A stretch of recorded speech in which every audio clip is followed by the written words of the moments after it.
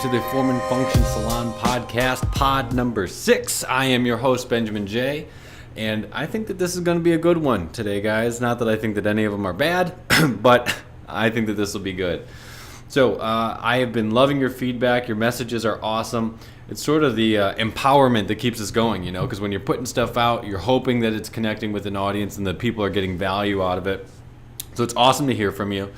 You can hit me up at ben@thehairloftltd.com as my email. You can also find me on Instagram at BNJMNJ, and I would love it if you'd follow Form and Function at FFSalonEDU on Instagram.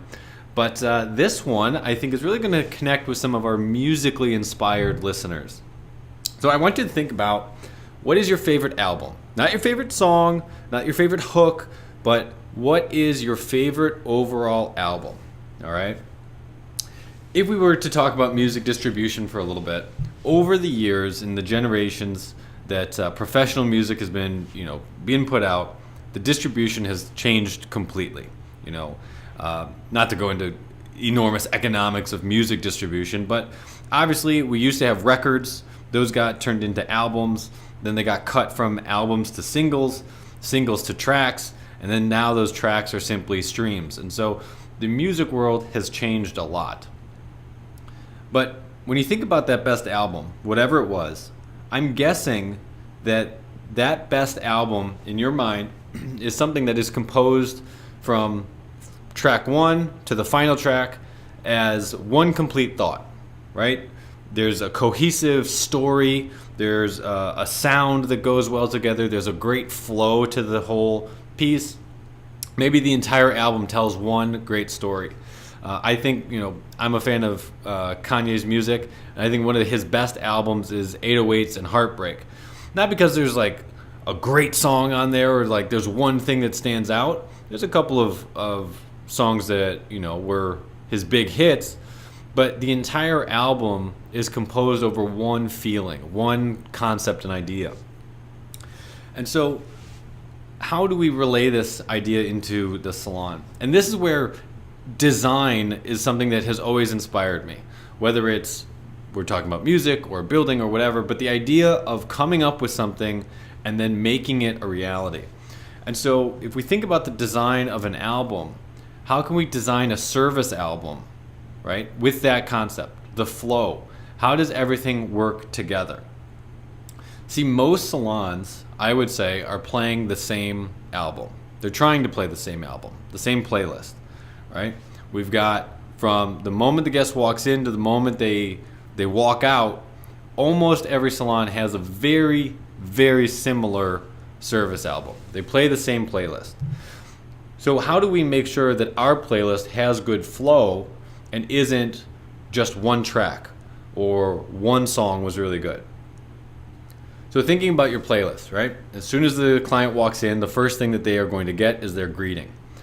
Now, a greeting is really important because it does set the tone for them coming into their experience. And generally, I think you have somewhere between 5 to 10 seconds to make that initial impact. And we all know how hard it is to overcome a bad first impression. So on their initial greeting, you want to have it be instant. If you can know their name, it's even better. If it's a regular, it's pretty easy to know their name. If it's a new client, you may not know them, but you can also kind of cheat that, right? If you are at the desk and you know, hey, at 1 o'clock, we've got 4 regulars coming in and 1 new client, somebody walks in the door that you don't recognize, it's probably a pretty safe bet that that new person is most likely that new guest. So you might be able to really go above and beyond and surprise them and be like, hi, Stephanie, how are you? Oh, how did you know it was me? I just knew it was going to be you. You want that greeting to be warm, welcoming, and give them direction. As soon as they come in, guide them. They're in a new place, a new environment. You want them to feel like they're at home. On the design floor, when they're working with their stylist, the style profile is what we call consultation. And honestly, a style profile probably will be an entire episode unto itself. But the importance here is understanding that your style profile, that is the blueprint. That sets the tone for everything. That sets, the layout for the rest of their experience. If it's not brought up during the style profile, it's not going to happen today. So case in point, if I have a guest and, maybe I'm in a rush and I'm just going to have her, get shampooed before we even talk about doing her hair. She comes back to me and I say, Sarah, how was your shampoo? What challenges are you having with her hair? She says, it's been feeling kind of dry. I can't really recommend a treatment now. I missed my chance. We already did her shampoo. And so the style profile needs to contain everything that you're going to go be doing today, all of your recommendations, your product choices for them, the finished style for the day, and I would say your pricing, especially if you're doing color services. If you're doing a cut and style, that's most likely going to reflect what's already on the menu. But if you're doing a color service where you're going to be using additional color or an additional application, or they were down for a partial but you really are going to be doing a full, all that should be discussed up front in the style profile, because we don't want to surprise the guests when they go to check out and then they're like, oh, well, what'd you do with the price? Like, I had no idea. That's never a good experience. Another track on our service playlist is the color bar. Now, color bar concept is, instead of the old school keeping your color all stacked in the back, bring it out. And anytime we talk about this, the very first thing is, well, our dispensary or our color room it's a little dirty. Keeping it clean. And I know that it seems like if you don't already have an open air color area, color space, I know that it might seem like it's going to be a challenge. But to be honest, it's not. Once it comes out and once it's in the open, you and your team automatically are going to find a way to work cleaner, because it's about the presentation and you don't want to look like you're a mess, and so you won't make a mess. Everybody, I'm sure, at their house has like a junk cabinet or a junk drawer, right? And like you just shove everything into that cabinet and you close the door because you're like, whatever, out of sight, out of mind. The reality is, though, that if that cupboard did not have a door on it and you had just open shelving, you would not be jamming all of the junk into that cabinet or into the drawer, because you'd see it. And so just by the nature and the sheer concept of what it is, you will keep it clean. So don't let that worry you. But having an open color space is great because it allows the guest to see that it's a custom color, that it's not one size fits all, and that there are options for everybody. If somebody's coming in and they think like that there's only one set way to do color, then they are going to be pleasantly surprised when they come to realize that there's a plethora of options, whether you want to go lighter, darker, if you want to be permanent, not permanent, if you want to be, a cool pop of color, all sorts of different things. And it really makes the professionals in the salon have to be even more professional. And what I mean by that is you have to own the information, because there can't be something up on the color bar that if a client goes, oh, what does that do? Then you go, I don't really know. Right? Like, that can't be an answer if you're the professional. And so when we introduced our open color space about 9 years ago, this was all of the stuff that we went through. And it's been absolutely fantastic. At our first location, we put it in the heart of the salon so that no matter what, if somebody was going to our nail department or getting a massage, they had to walk past it so that everybody saw that we do color. So we've done their color. Now we got to rinse it out. This so often is the guest's favorite part. Not everybody. Some people don't like massage. They don't want to be they just want to get it done.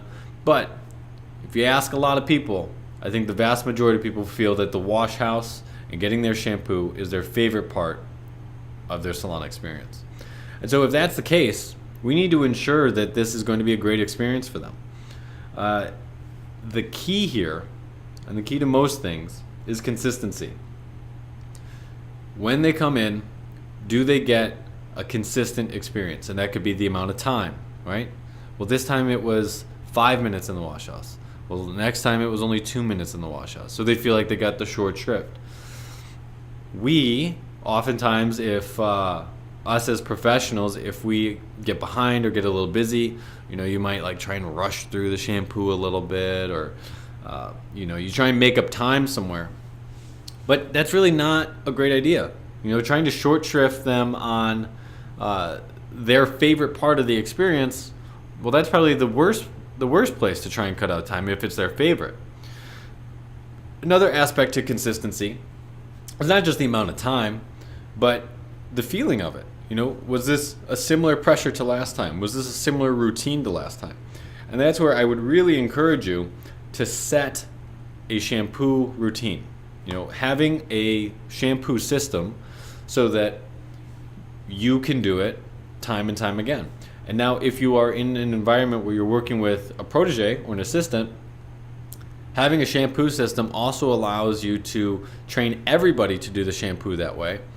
And that means that then you can avoid the situation of, if you were working with one protege, right? You're working with Sarah, and you tell your guests, Sarah's going to take care of you in the wash house today. And she goes, last time she did it, I didn't really enjoy it. Is it possible to have Erin do it? She always does such a good job. I don't want to get in those situations, right? That just becomes a whole nother layer of trying to manage and micromanage stuff. And so it's best to be able to have one system, coach everybody on it so that everybody does it in a similar or consistent way. All right, so we've washed their hair. We're going to take them to do their design floor service, whether it's a blowout or it's a cut and style. And honestly, here right now, my simple advice is just execute. Execute the style, execute the look, and do it in a timely fashion. For us in our salon, we book 45 minutes for a cut and style. We find that has a really nice blend for us to be able to do what we want to do in a consistent and timely fashion without taking too much time. But as I think I mentioned on the last episode, moving on up, talking about timing, we have to run on time. If we've promised that it's going to be 45 minutes, try and stick to 45 minutes as much as possible. Not an hour and a half, not an hour and 15 minutes. Trying to stick to that 45 minutes is important. Now, this next one is your product recommendation. And I know that there are some people that are listening right now going, product, right? Like, generally, we are not very excited about product. And again, a whole nother episode could be devoted to the importance of take home and why product recommendations are so important. But please continue to live your successful lifestyle. Your guests want advice. It's that simple. Your guests want advice. Look at YouTube, look at Instagram, look at Google. All of these beauty tutorials, how-tos, and information, beauty blogs, all of this go to speak to the fact that they are outrageously popular, which means that people, like your clients, are searching for that information. And so they've come to you to get a service related to that information. You have that information. And while they may not openly ask and say, what shampoo would be the best for me, or what styling product should I use, they are still desiring your recommendation and your endorsement of something so that they can know what is right for them. Now, if you have products that you don't believe in, you shouldn't be using them. But if you have a product that you do believe in, then it should be easy for you to be able to say, this is my favorite shampoo for color treated hair. This is my favorite hairspray if you're looking for a medium hold. And I personally try to stay away from using the descriptor of best, because I don't think that there's any way to measure this is the best shampoo or this is the best conditioner. But by saying this is my favorite, I think that puts you in a great position to be able to make a truthful, heartfelt recommendation. Another great word to use is because. Because shows them that not only are you listening or hearing them, but based on what they're saying, you are now making a recommendation. June, because you said that you wanted to have more volume, I would recommend my favorite volumizing shampoo, which is the Volu shampoo from Davines, right? That's a powerful recommendation. I listened, I heard, and I made my personal favorite recommendation for them. And now lastly is coming up to complete the service. Now, sometimes, again, if we're in a rush or we've finished what we think is the end of the service, which is, I finished my style, they love their hair, then it's like, all right, well, I'll see you next time. Thank you so much. And that's not really a great way to finish off the service. We want to complete the service and give them a nice final breakdown of everything that they need. So you can take your guest up to your reservations desk, your service desk, and this is wrapping everything up and putting a little bow on it. Okay, we want to, thank them, show their gratitude, and here we want to make sure that they pre-book, because we want our guests to have a consistent frequency so that their hair looks the best, and for us personally, we can budget ourselves and know what our revenue stream is going to be. And we also want to provide them with that shop opportunity. Yeah, that's the opportunity to shop. It's a shop opportunity. And so when we bring them up, we're going to recap. See, a lot of times during the completion process is when people try to then tell somebody to pre-book or make a recommendation, or then they try to sell take home.